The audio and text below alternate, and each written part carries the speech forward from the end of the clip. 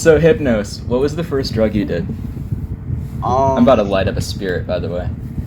It's gonna be I delicious. mean, first drug that I ever did would probably be a wine cooler that I stole from the fridge from my mother that I drank. What's that story? But What happened? Did you enjoy it, etc.? I enjoyed it. I don't think I got drunk, but I had to go pee like 5 times afterwards. Hell yeah, bro. And that was basically Hell that yeah. experience. And that was when, so I was about 14, I'd say, 13 maybe. I don't know.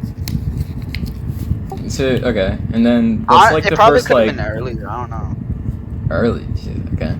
And like what's like the first like street drug you tried, and how did you get it, and like how do you feel, etc. So when I was a freshman in high school, I went to this Halloween party with my friends, and it wasn't really like a Halloween, like quote unquote Halloween party. Like we all just kind of like we're all just in our costumes, just chilling at my friend's house. It wasn't even really a party. It was just kind of like a shindig, like get together or whatever. And we're all just chilling there, and then this one kid comes in the door, and like nobody knows who he is except for the kid who's like hosting the party or whatever. So we're all just like, okay, whatever, it's probably just one of his friends. We're all just chilling, and then he just my friend comes out that I was staying with, like at his house. He comes out with the guy that walked in that he invited over, and he brings out this bong, and he's like, all right, me and my friend are just sitting next to each other on this couch, and he's like, all right, do you guys want to smoke weed? And this is where it all began. No, I'm about to say this is day one of the rest of your stoner life. This is day one, October 31st of what year was I a freshman? 2016. October of 2016. This was the God beginning. damn, you were I a was freshman already in 2016? graduating, yeah. Jeez, I was about to say, what the fuck? Yeah, dude. That's when I started freshman year, 2016. Jesus Christ. Oh, my cat's about to walk. Yeah, Fucking but and we were like, I mean, Oh my I God. wasn't really like totally up to it because I was still kind of on that dare propaganda, if you feel me. Yeah. So I was like, but I was also open-minded. I was like, I mean, what's the worst that could happen? Because I knew my older sister smoked. She was a senior. She just graduated 2016. Her and all of her friends were always smoking. So I was like, all right, if she's doing it, I mean, it can't be that bad, can it?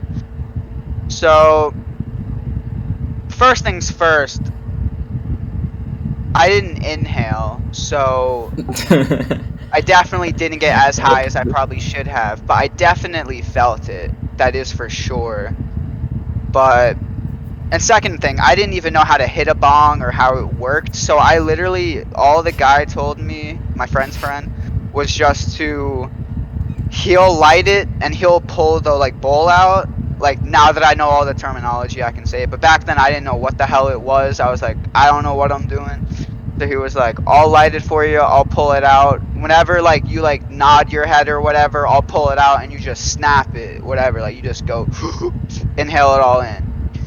And since this was like my first time like smoking anything, like I didn't smoke vapes or cigarettes or like anything before this, I didn't know how to actually like inhale. Like you like how some people say it as like a double inhale, where like, because I would only inhale it into my mouth and then I would just like blow it out.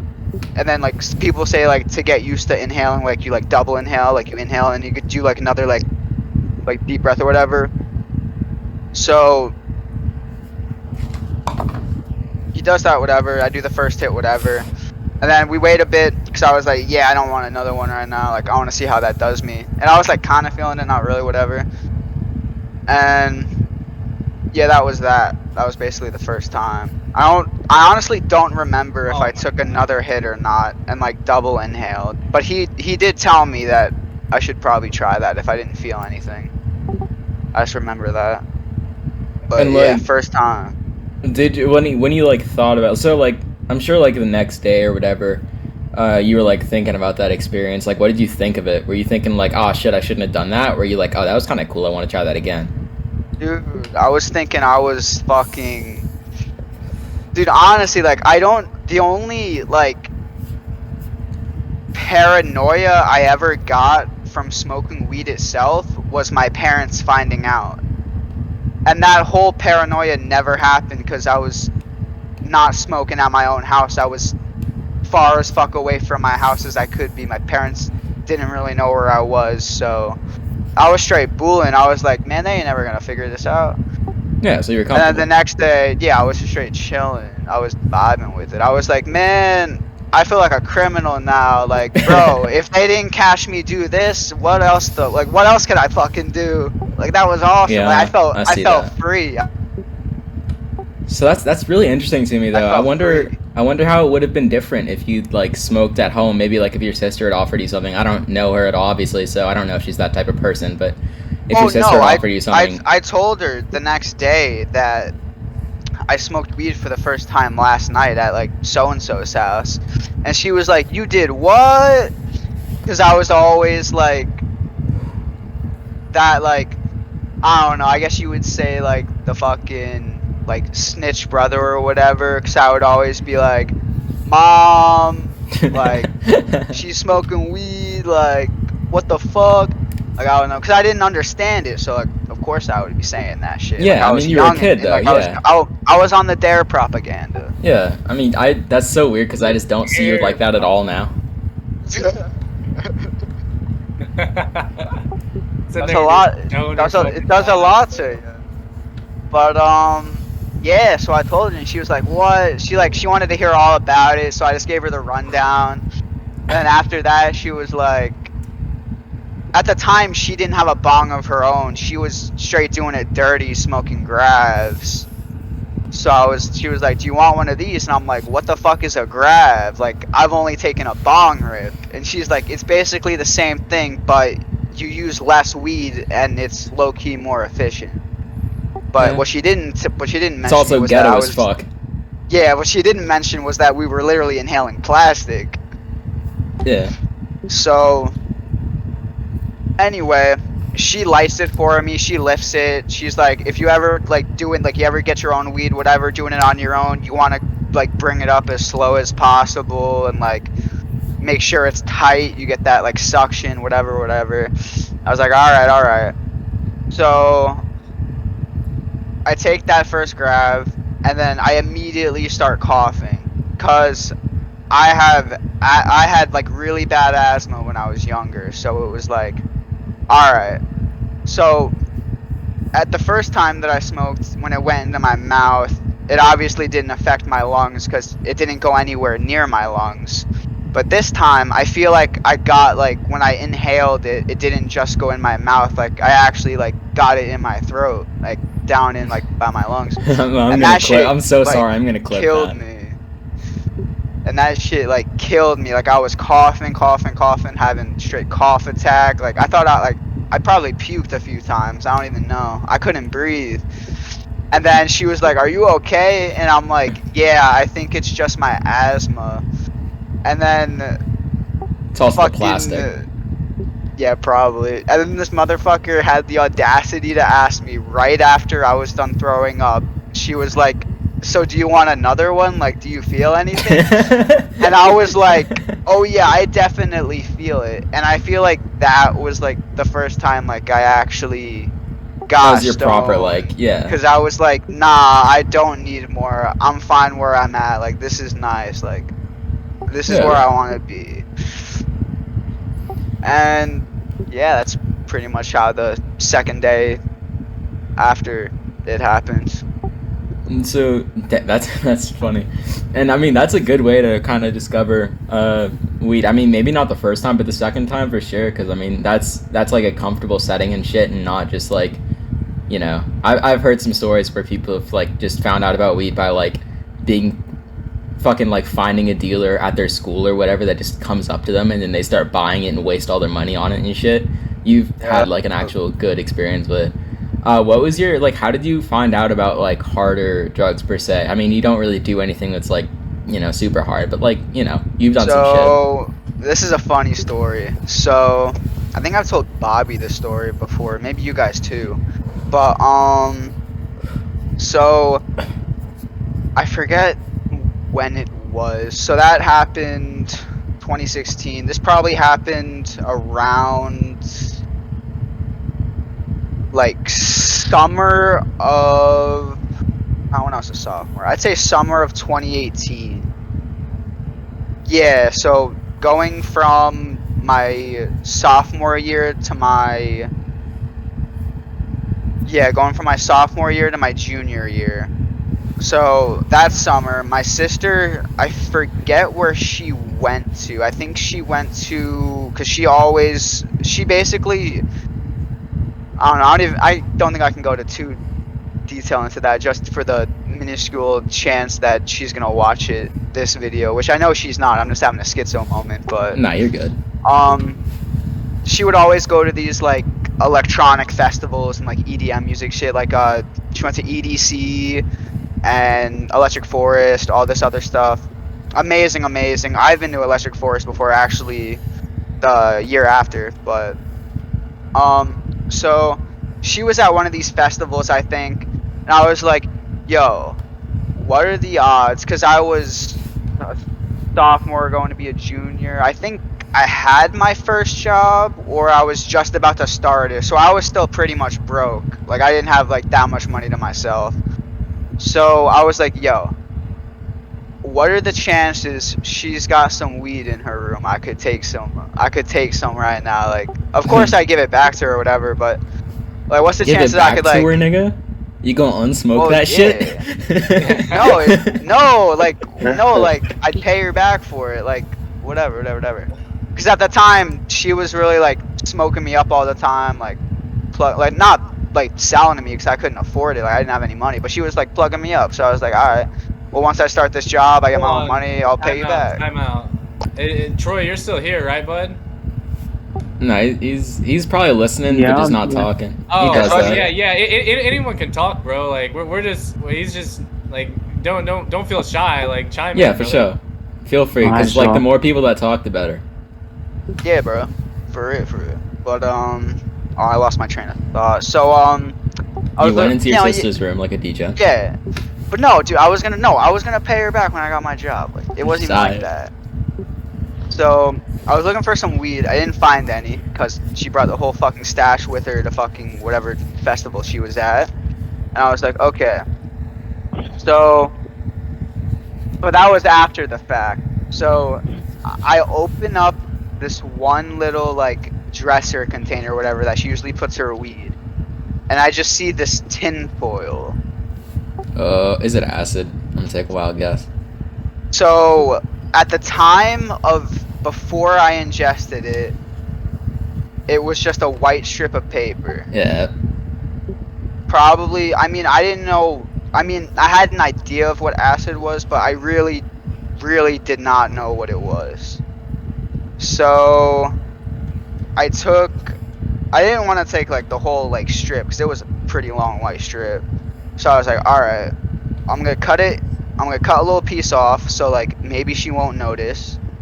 And I was like, wait, why would she be keeping like this illegal of a drug just straight up like in her shit, so like our parents could probably figure out, like, why would she be doing that? Like, it's definitely not real acid, like this definitely not it. So I took a little piece off, I cut myself a little piece off, I put it on my tongue, and I wanted to see if anything would happen. And then as I put it on under my tongue, and I just got it sitting there, whatever, it's dissolving, whatever. It doesn't taste bitter, it was just literally paper, so I didn't know then, of course, that if it's like bitter or whatever, it's a spitter or whatever. I didn't know that. I was just like, alright, it's paper, so there's probably like, I'm just eating paper right now, I'd probably look like a retard. So I was just chilling on my computer, you know, just doing what I usually do. And then all of a sudden, I start like getting these like tracers, and I didn't know like what to like call them. I was just like, it felt like I was going in like slow motion, and my hands were like going like, it was like a picture was being taken like every, I don't know, like every like like point like 0.5 seconds, and it was just like my hand was like slowly like going back and forth, and it was like a picture, like a flip note kind of it just like going back and forth in like slow-mo. I was like, okay, this is weird. And then I forget what happened, but I think I was just listening to music or whatever, because that's like a very, very small amount. I was just listening to music, vibing, like the colors getting all vibrant and all that stuff. I really don't remember much of this, to be honest. I just really remembered like the initial taking it and then just going to my room and being like, oh shit, this is real shit. Like, what the fuck did I do? So then once I like the peak kind of ended, 'cause I probably only took, I'd say probably, what was it, like 75, 100 micrograms. Like, it wasn't even like, I mean, it was definitely like an experience, but I was just in my room and shit. Like, I didn't know what to do, like anything like that. So I was just listening to like Pink Floyd or fucking Rolling Stones, whoever the fuck, AC/DC, whatever the fuck I had on that playlist. I was just vibing, and then after like I started to like not really like feel the effects, and I could kind of like feel myself like slowly coming back or whatever, I was like, okay, what the fuck just happened? And I was surprised because I think my parents were home that night too. I'm surprised they didn't like come upstairs and check on me or some shit. I was up like all night, and I was definitely making noise. But Were you making animal guttural sounds, like groaning sounds and shit? I don't think so. I might have been. I don't know. I think I was just. I don't even think I was talking. I think I was just mute the whole time. I think the only thing I might have said was like, okay, this is like weird as fuck. And then I said to myself, I was like, it's weird, but it's like a good weird. I don't know. And then after it, I started watching. I started doing a fuck ton of research on it. I watched like the psych substance videos. I did a bunch of like Reddit lookups for like acid stories and like trip reports and all that. Just trying to like figure out like what the fuck just happened. And did you figure it out? Oh, Do you know? Are you aware? I'd say during that moment. Are you still in the trip right now? I'd say during that moment, I figured. I'd say yes, it is. But during that moment, I definitely. I understood it to the point where it got me to stop worrying about like, oh, like, am I gonna be like this forever? Like all that kind of like, you know, like that stuff you like think about when you like first do the shit and you don't have like any knowledge on it. So I was like, all right, so I'm basically chilling for the rest of this. After like I basically like told myself that after I like did a bunch of research. So I'm like, all right. Fuck me. And then I couldn't fall asleep, so I was just still doing research on it, just like keeping myself up, I guess. And then I eventually passed out and woke up the next day and I felt like absolute shit. And yeah, that was my first. You felt like shit the next. Like, how did you feel like shit the next day? Like, I think it was just that I was not drinking enough water. I was probably very dehydrated, and also I didn't eat a single thing in the past like however long before the. Because I think I ate dinner, and then I went to play Minecraft or some shit on my computer, and then like. I wait because I didn't want my parents to know I was smoking, so I waited till they went to bed for me to go look in my sister's room to try and find the weed when in actuality there wasn't any. So I probably didn't drop it until maybe I'd say like 12:30 a.m. That's probably when I dropped it. Oh, damn. So I was like up. And then I think it was that, and then like lack of sleep, all that. So I just felt like absolute shit the next day. I just didn't want to do anything, so I just kept on doing more research. I guess that makes. I mean, I was surprised when you said that. And I think that's when I started watching more Joe Rogan podcasts, Oh and I was my watching fucking him talk God. about it, and that's when I first heard about. Actually, no, the first time I heard about DMT was on a Etika live stream. Serious? From Ed, I look. I'm gonna admit it. Yes, I just dude. didn't really watch Etika when he was alive or anything. But I I don't just even know didn't who that figure is. that. I I did not forget what figure it that was. I he think it talked was about when that he shit. was live. I think it was when he was live streaming the deep web. He was talking Okay. about like, oh yeah, you could order DMT on here, and he was talking about like, bro, like if you guys don't know what DMT is, he was talking like, oh, you have to like look this shit up. Like this shit is insane. I'm not sure if he Jesus played a Joe Christ. Rogan podcast on his stream or not, but I went and looked it up myself, and I was like, holy shit, like I want to do this. Have you? Yeah, once, but I genuinely don't think like it affected me at all. Probably because I didn't burn it correctly, Damn, that sucks. and also because I was using a very shitty setup. Yeah. I mean, it's an Using experience. But I'm honestly, I think I'm thankful it didn't work, because I honestly want to wait a little bit till I'm like a little bit more older and like more like set with like what I'm doing in my life and like what I want to do and like aspirations and all that shit. That's a pretty wise mindset. I'm more of just a I want to try everything to just see what it teaches me so that I know where to go type person, which is kind of a cope for like I just want everything in me at once. No homo. Yeah. It happens to the best of us. It do. Hypnos, what do you think is your kind of, I wouldn't say craziest story, but what's something that's happened to you that still kind of like baffles you to this day, whether on drugs or not?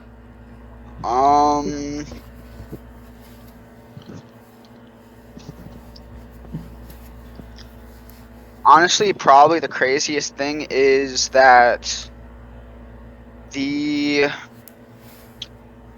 day before my grandmother passed away, I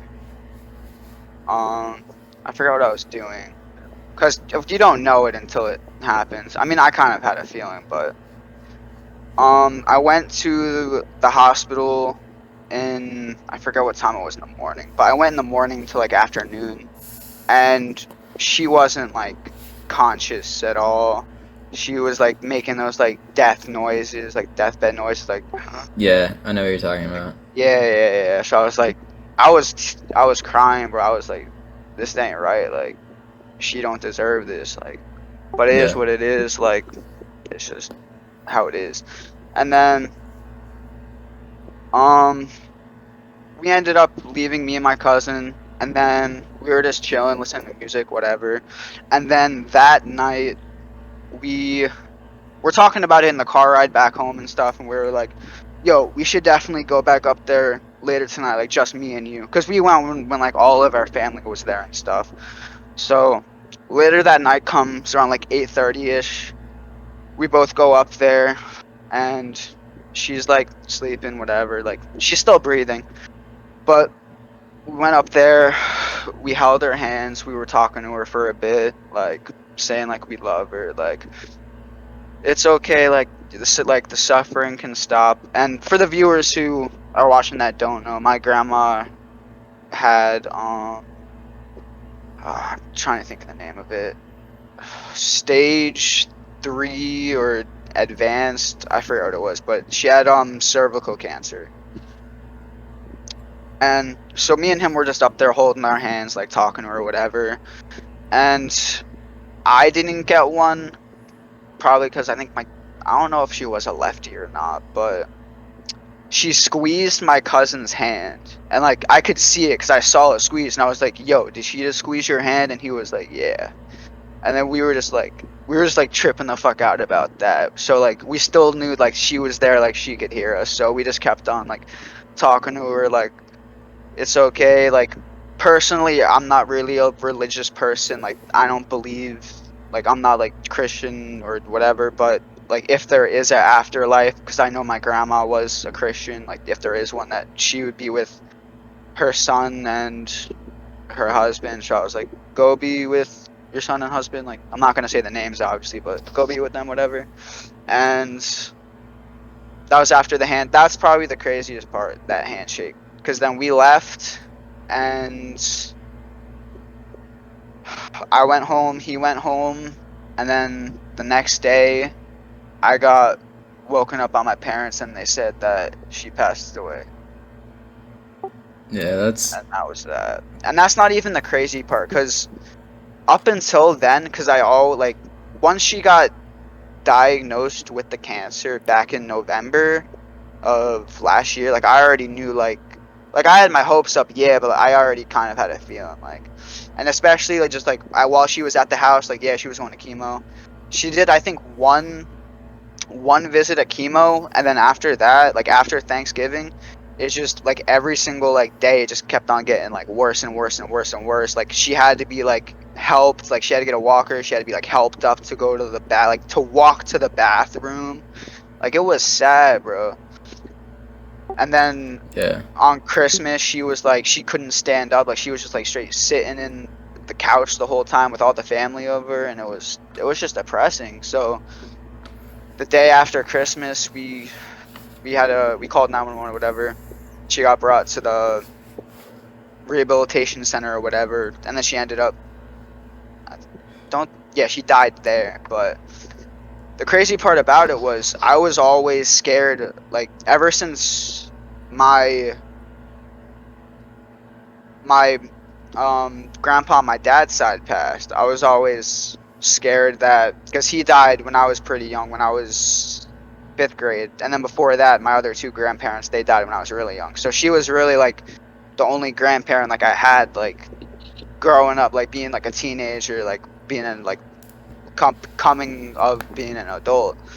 I don't know, like, ever since, like, my grandpa died when I was 11, I always just had that fear of getting that phone call saying that she's not here. But the funny thing is that I don't even know, like, why I was, like, that was, like, such a big fear, because in actuality, like, reality, like, I never got that phone call. Like, it was my mom that got the phone call, because it was her mom. I never got the phone call, so it was like I was just getting, like, feared for nothing. But now my next fear is getting that phone call for when my mom. That's gonna break me. That's some, bro. Yeah, family members dying. So I've gone through too many family deaths. Just, like, too many to count. And just too many in general. And I was relating to your story the whole time, because I've been there for.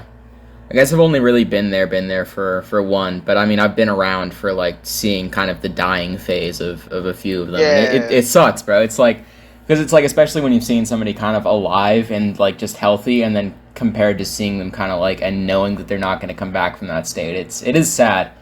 I think that it's just kind of like yeah, it's especially with cancer, it's like how quick it can do. Because, like, I didn't realize that, because it's like, depending on, like, the severity of it, like, it was literally, she got diagnosed, I remember it, she got diagnosed the same day young Dolph died. And I remember that so vividly, because that's the day before my birthday. I remember it so vividly. Or no, it was the day after my birthday, I think, maybe, I don't know. And I remember you talking about all this shit. You were not having a good time at that time, and I remember you talking about that shit, and you took your little break too during that time, I think, and, like, you were not having a good time, and I remember feeling for you during that time, because it's like, yeah, I know what that dude's going through right now. That shit is not fun at all. It's like, death's just, like, I'm not even gonna say death sucks, because, like, in a way, it's just, like, it's a natural part of life, I guess, but it's like when you're really going through it, though, like, when you're around it, when it's happening to people you love, it does suck. It's painful. It makes you realize how fragile your life is too, though, because, like, you know, you kind of you live your life kind of just thinking you're invincible a lot of the time, but then when you kind of see people die, it's like, it's shit, it's that's surreal. gonna happen to me. Yeah, it's like, wild. It's surreal. It's like, fuck, like, really, like, I don't even know what to say. It's just like, it's just so surreal still. Yeah. No, it's fucking, like, it's just something, because, like, I don't think your brain can ever really process your own death. It's just something you can't imagine, or you just can't process it. I think Oh, that it that's the only happens. time. Yeah, that's the only time that your brain And then ever really even gets an like insight when it into it. happens, it's like it's still hard to process because like it's like why now, like so many different like circumstances, and I don't know, man. Yeah. I'm always one to say like everything happens for a reason, and like I mean, yeah, like she was my grandparent, like yeah, like of course they're gonna die, like yeah, like it's just what happens. Like yeah, she was getting old. She was how old was she? Fuck. Hold on, I gotta do the math. She was 80 81. Man, that's a long life. She would have turned 82 in March. No, yeah, for sure. Long, beautiful life. Had 3 beautiful children, Right. beautiful grandchildren, and she loved us. Exactly. Yeah. But yeah, that's probably the back to what I was saying earlier with the whole like the hand like squeeze situation. That's probably the like craziest thing that's ever happened. Yeah, man. That Weird happened shit the happens day in those before. times. Like when people are on their deathbed or near their deathbed, some really weird shit happens. I don't really talk about that type of shit. But like I've seen some shit that just kind of like made me reevaluate my entire life and like my entire like views on death and shit. It's like I've seen just some insane shit, like out of this world type shit. It's wild. And I mean, I don't know. People read into it different ways. People read into all this stuff different ways. But I mean, and that hand squeeze, I mean, I feel it was definitely like, it was something. I don't know what it was, but it was something. That's exactly what my cousin said. She was like, I don't know what it was, but it was something. Like she was there with us. Like that's all that we got out of it. Oh, yeah. No, yeah, it was something. Shit, that question opened up a fucking. Yeah, that was a That was a. that was a like Oh, open-ended Hypnos. question. I What's don't up, even. Calc? I got a question, bro. So, you know, you're talking about your first time doing acid stuff, and at what point during that trip did you realize you were gay? So at approximately I'd say the 7-hour mark when my societal construct started to dissolve and I was experiencing ego death. That wasn't on my first trip though. That was the different trip when I took these Rick and Morty tabs. Oh, bro. And I was Not the listening, Rick and Morty and tabs. I was Not the listening, Rick and I was Morty and I was tabs. listening, and I was listening, and I was listening to Pink Floyd on my vinyl record player, and it was on full blast at like 3 in the morning, and I was straight vibing, bro. I had Rick and Morty on my TV. Oh my god, bro. That It is the was dude, amazing. literally you turned your that's like the Redditor trip right there. Rick and Morty tabs, Pink Floyd on the fucking record player, dude. You Dude. experienced being a Reddit mod. Okay, but that was after. Well, that wasn't my second trip. That was probably my like 3rd or 4th trip. But that was definitely probably one of my. That was my favorite trip up until this recent Saturday. Not this recent Saturday, but this past like 2 Saturdays when I tripped again with my cousin and our one friend.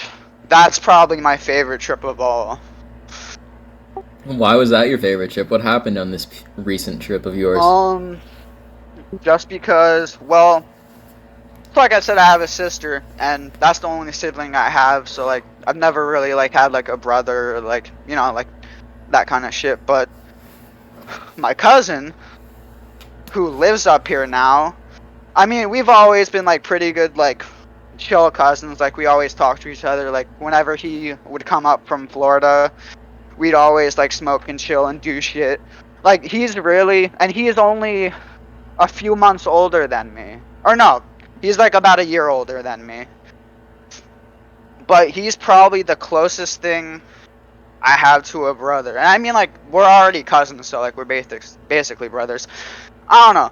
I feel like with your like cousins, you're either like really, really close, or you're just like don't fuck with each other at all. Yeah, Like you yeah, I guys was gonna just like don't say. talk. It's like one or the other. But no, like we fuck with each other hard. Like he's almost over at my crib like every night since he's moved up here. So you did you say you fuck each other? What? No. Bro, you fuck your cousin, dude? Bro, Damn, Alabama. Dude. Alabama, 4K type shit. dude. What Yeah, the no, this isn't hell? Alabama. We're in Jersey. We're Bro, with the I know, Wawa. They all do I that in heard Jersey was, too? We're with the yeah, Wawa. I never expected the Jersey, like, I know Jersey's kind of the bastard child of America, but I mean, it's full of. Never mind. But no, definitely favorite. Just because it was just the vibes were amazing. We were all smoking weed, playing Mario Kart. We watched the entire Midnight Gospel, Bro, that's all kinda 10 lit. episodes. It was amazing. And oh my gosh, I don't even want to explain this one part of the trip because that's just going to take way too long to explain, and it's probably not even going to sound like as cool as I'm did saying you it have to. gay sex with your cousin? No. Oh, But The title of the title of this video is gonna be Hypnos fucks his cousin on acid. Jesus Christ. Anyway, I just remember walking out to like the backyard, like after we all were just smoking, and I remember just looking up at the night sky, and it just looked like a straight kaleidoscope. It was amazing. And the funny thing is, I was only off of 1.5 tabs. Only? Only? Only? Yeah, dude. Only? Only? Like I was straight chilling off of like what some people would consider a micro dose. Bro, Like, how's man. bro? 1.5 tabs is not a. I mean, okay. For context, our tabs here are 150 micrograms usually. So that would be like 100. I No, mean, that'd be like. maybe they were more dosed. I don't know. I don't care to look into all of that, man. One tab's just one tab. Approximately 100 micrograms. Bro, okay, so like one. tab's just one tab. They did have Bro, it's just a Grateful. tab, They did have Grateful Dead on them though. That's What? kind of lit. I ain't gonna lie. That's kind of lit. I like that. How much were they? The thing is, me and my cousin didn't pay for them at all. Our friend that came literally just spotted us on the free trip. So you Because did it was, N-bone. it was my cousin's first time tripping. He wouldn't do that to him. Okay. We're all good friends. Like we've known each other for like our whole lives basically. So how long have you fucked each other for? That is a good question.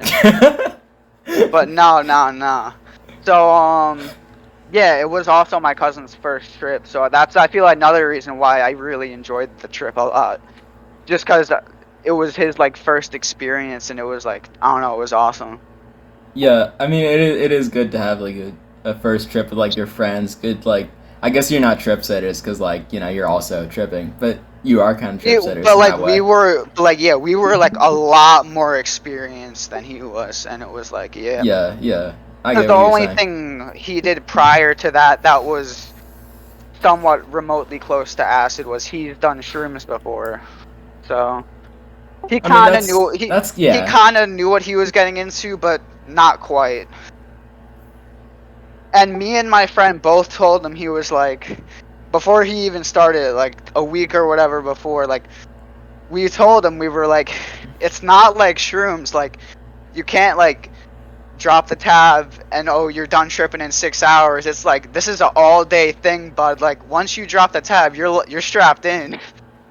It's like you're strapped for the next 12 hours. That is true, and you got your little afterglow too, but that's not tripping. Yup. That's just you're having a nice time the next day. That's just your perception. Yeah. Looking back on it. Perception on this dick, bitch. Shut the fuck up, nigga.